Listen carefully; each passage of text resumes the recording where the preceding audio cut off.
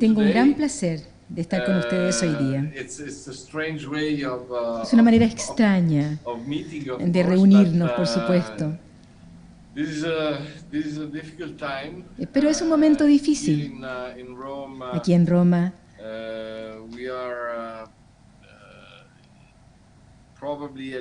probablemente estamos ya en el inicio de una segunda ola de la pandemia. Estamos listos para enfrentar nuevos casos de COVID-19. Y eso es lo que tenemos que hacer ahora, es la manera de proceder ahora. No vamos a poder vernos, tal vez por un mes más, hasta que aparezca la vacuna. El tema que me pidieron desarrollar hoy día es el problema de la estenosis biliar indeterminada, que todavía sigue siendo un problema en las enfermedades biliares, porque se ha evaluado que aproximadamente 15% de los pacientes que se someten a una hepatectomía mayor o una cirugía mayor para sacar la estenosis, de hecho, no tienen células neoplásicas y al final en la evaluación histológica. Eso significa que tenemos que mejorar nuestra capacidad de hacer el diagnóstico correcto. Cuando hablamos de las estenosis, de las vías biliares indeterminadas, el primer problema más bien es discriminar entre las estenosis benignas y malignas. Pero esto no es solamente un problema de imágenes. Yo creo que la historia clínica, la presentación clínica, son aún extremadamente importantes en el diagnóstico diferencial.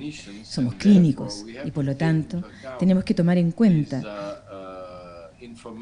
esta información. Y tenemos que tomarla muy en serio. Por supuesto, después tenemos imágenes y también muestras para laboratorio.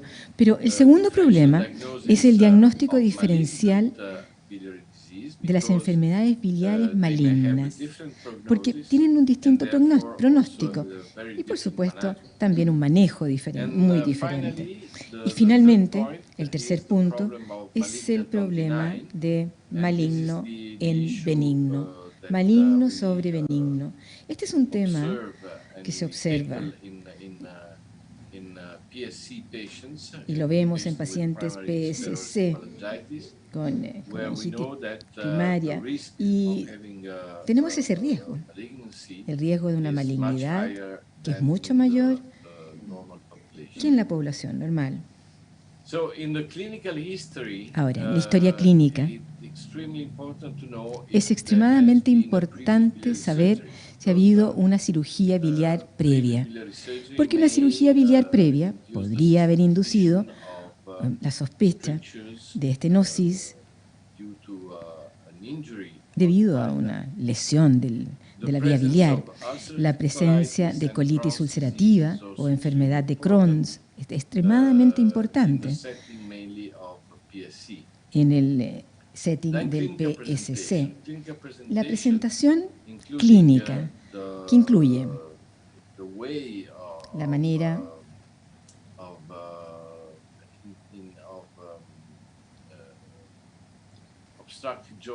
como la ictericia obstructiva se presenta. Eso es extremadamente importante. Si tenemos un paciente sin síntomas, con solamente una ictericia obstructiva, el riesgo de ver un paciente con una enfermedad maligna es extremadamente alto. La colestasis anictérica también es muy importante evaluar junto con la colangitis aguda recurrente. Por eso, la historia clínica y la presentación clínica son aún muy importantes para poder hacer un diagnóstico diferencial. Y luego la imagen. Las imágenes hoy día, tal vez principalmente, se basan en el aspecto de la vía biliar y MRCP. Son imágenes típicas. Hay imágenes más difíciles de interpretar, como esta, donde ven múltiples estenosis en la vía biliar, pero también vemos dilataciones en la zona biliar, que eso de alguna manera favorece el PSC.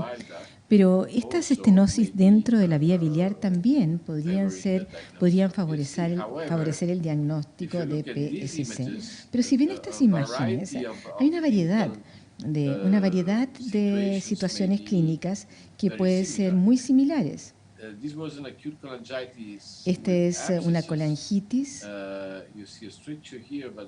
Vemos aquí una estenosis, pero también dilataciones de los vías biliares. Y puede ser una colangitis relacionada, pero es raro verla. Es raro ver ahora este tipo de situación. Hace 20 años atrás era mucho más común. Esta es una imagen de una estenosis isquémica después del trasplante. La historia clínica es extremadamente importante aquí. También la metástasis del hígado puede aparentar una colangitis esclerosante primaria. También, aunque aparezcan estos ductos intrahepáticos normales, se debe sospechar una colestasis intrahepática. Las mismas imágenes pueden reflejar distintas situaciones muy diferentes. Queremos estar seguros que es una enfermedad maligna, pero para eso tenemos que evaluar las estenosis. ¿Cómo podemos evaluar las estenosis? Por recolección, por baja sensibilidad, por citología BRASH o con un control endoscópico bajo FNA o el control que más comúnmente se usa ahora, que es la ecoendoscopía, o por el control radiológico o mediante una combinación de un cepillado, un brushing, más biopsia. Desafortunadamente, la muy alta sensibilidad de todos estos métodos llega a la sensibilidad más alta de estos métodos llega a un 50-60%. Tenemos un 50 o 40% de falsos negativos. Pero veamos ahora esta técnica, una sola técnica de muestreo, de cepillado, combinando el brushing con la biopsia. Y esta revisión sistemática, este metaanálisis nos muestra que se llega a una sensibilidad de pool del 60%. Esto no está muy lejos ahora, no fue mucho tiempo atrás, fue solo hace 5 años. Nuestras capacidades, por lo tanto, son aún muy limitadas con estas dos técnicas. La ecoendoscopía podría mejorar si es que hubiera una marca, un nódulo que pudiera ser puncionado y se pudiera hacer un control de ultrasonido endoscópico. Pero aquí nuevamente la sensibilidad del muestreo guiado por ecoendoscopía es solamente el 60%, un poquito más, llegando a 70% en esta otra serie de 22 colangiocarcinomas ciliares. Ahora, si juntamos todos los datos de la literatura, este es un artículo muy interesante que se publicó el año pasado, una revisión sistemática o metaanálisis del beneficio incremental de EUS, de eco ultrasonido endoscópico para las estenosis intrahepáticas, y aparentemente en la mayoría de los artículos se muestra una ventaja, pero esto no está muy claro. No está muy claro cuando se hace un análisis en pool. Sin embargo, esta ventaja es mucho más interesante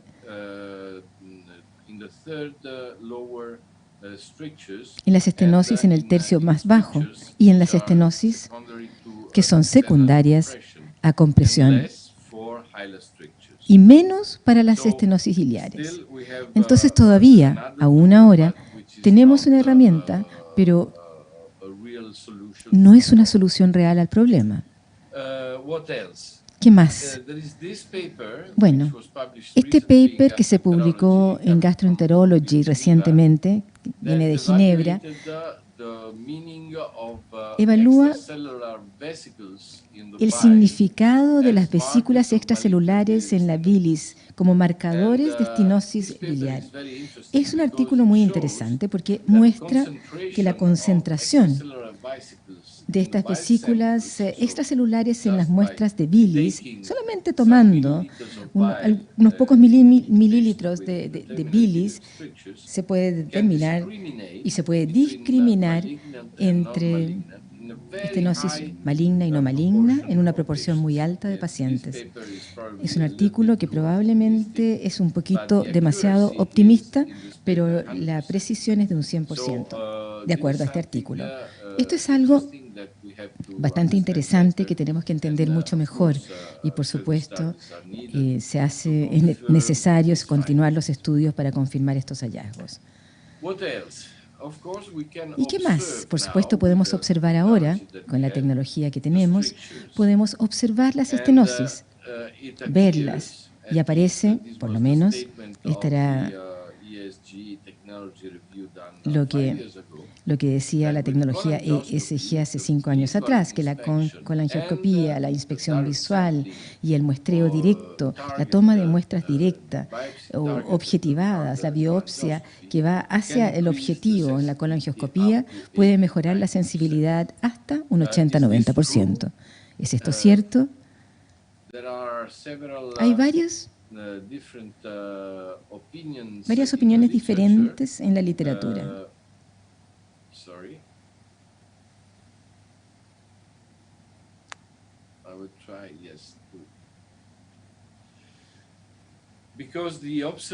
Porque la observación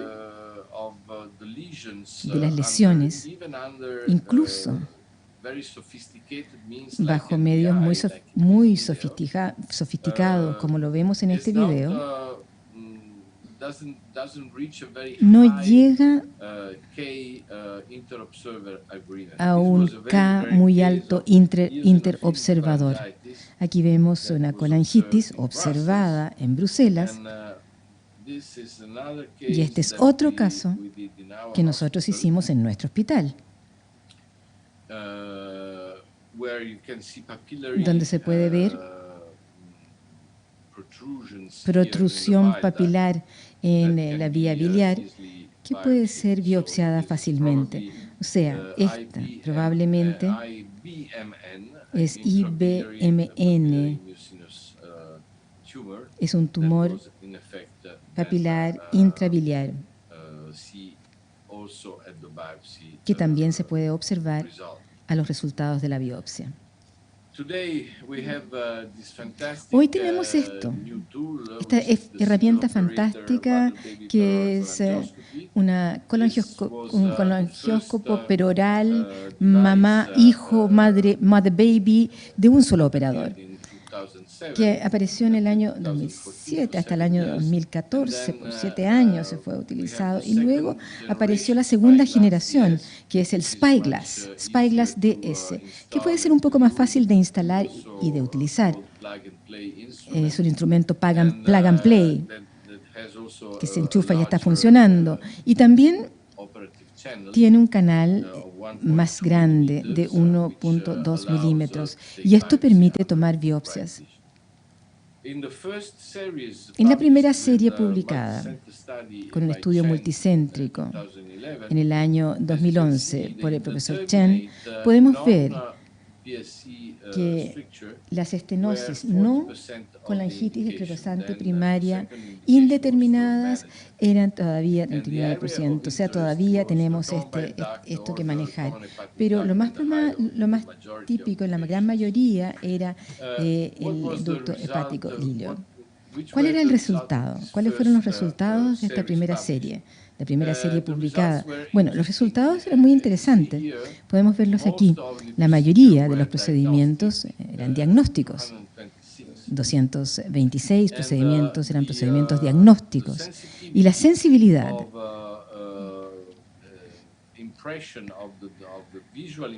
la impresión visual de la colangioscopía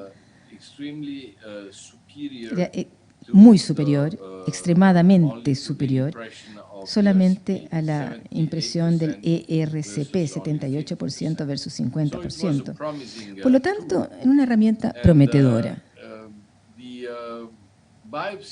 La biopsia mejoró también y el éxito de los procedimientos de esta serie también fue muy alto, 90% prácticamente, y la cantidad de tejido obtenido en forma adecuada, nuevamente el 90% de los casos. En esta serie, la sensibilidad era prácticamente un 80%, con un valor predictivo positivo de 100%.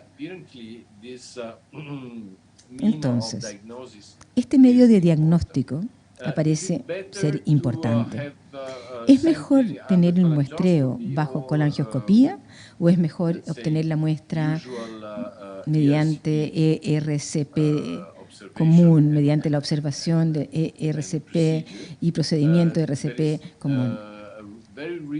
Recientemente se hizo un estudio randomizado con distintos centros, incluyendo AG, Hyderabad y Düsseldorf, donde randomizaron a los pacientes en dos grupos, aquellos con un brushing guiado con ERCP o los que hacían un brushing randomizado guiado por colangioscopía. Con respecto a la sensibilidad, la obtención de un brushing y una biopsia bajo control colangioscópico es superior al ERCP solo. Entonces, en este caso, podríamos decir que probablemente vale la pena utilizar el abordaje colangioscópico. Nuevamente, acá hay otro artículo, un paper muy optimista que junta todo lo que se había publicado, todas las interpretaciones de las estenosis biliares indeterminadas en un metaanálisis de revisión sistemática. Este paper encuentra que la sensibilidad y la especificidad de las observaciones de la colangioscopía con colangioscopía era extremadamente alta, llegando a un 94% para la sensibilidad y 95% para la especificidad. Sin embargo, como dije antes, el problema está en la interpretación de lo que vemos. Se ha hecho un esfuerzo de estandarización de la impresión visual. Esto se hizo en la clasificación de Mónaco. Y la característica más importante que aparece en estos criterios es la presencia de estenosis, que ya sabemos, lo sabemos por la colangiografía. Todas las otras características eran mucho menos comunes. Por lo tanto, pienso que todavía queda trabajo que hacer en esto. Y otro artículo reciente fue negativo y declaró que había una precisión diagnóstica limitada en este tipo de colangioscopías para determinar las estenosis biliares. Este es un artículo que viene de Holanda con 80 pacientes y la conclusión es que el impacto clínico era limitado en términos de la ventaja que tiene comparado con el uso de la biopsia o el brushing. La única cosa importante es saber que en esta cohorte hay un porcentaje muy alto de pacientes con una colangitis esclerosante primaria. Y estos tal vez son los pacientes más difíciles de estudiar, los pacientes con PSC. ¿Qué más podemos hacer? La endomicroscopía láser confocal, bueno, ha mostrado, ha producido más bien gran entusiasmo, ¿no?, de parte de varios investigadores. Sin embargo, es un procedimiento difícil, un procedimiento que requiere de este equipo, las pruebas son todas muy caras, el equipo es intensivo en uso de capital y también la clasificación de estas imágenes no es muy fácil. Se han hecho esfuerzos, ¿sí?, para clasificarlas, para clasificar las vías biliares normales sanas, como este lado, las estenosis y las estenosis malignas, por otro lado, que muestran estas bandas blancas gruesas. Pero, sin embargo, esta técnica todavía no ha logrado éxito, principalmente porque es complicada, engorrosa y por su costo. Sin embargo, en este artículo, en colaboración entre Slipka y en los gastroenterest en el 2015, muestra un aumento de la sensibilidad comparado con solo ERCP y solo citología. Aumenta a 89% con una precisión de 88%. Aquellos que tienen esta tecnología tal vez la pueden utilizar entonces para hacer esta clasificación de las estenosis.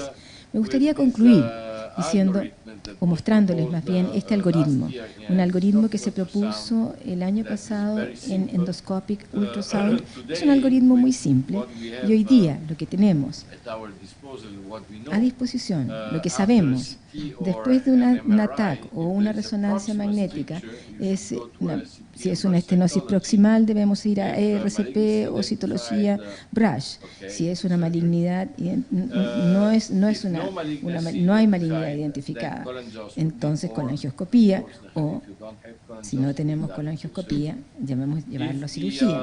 Por otro lado, si la estenosis es distal o si hay una compresión extrínseca, con seguridad EUS-FNA o ERCP con citología BRASH, pero principalmente la ecoendoscopía FNA es la principal indicación, pero si no se ha identificado malignidad, la mejor manera de resolver el problema es repetir la ecoendoscopía FNA o ir a cirugía. Yo creo que todavía tenemos muchas herramientas que nos pueden ayudar, pero el problema aún no está resuelto. Muchas gracias.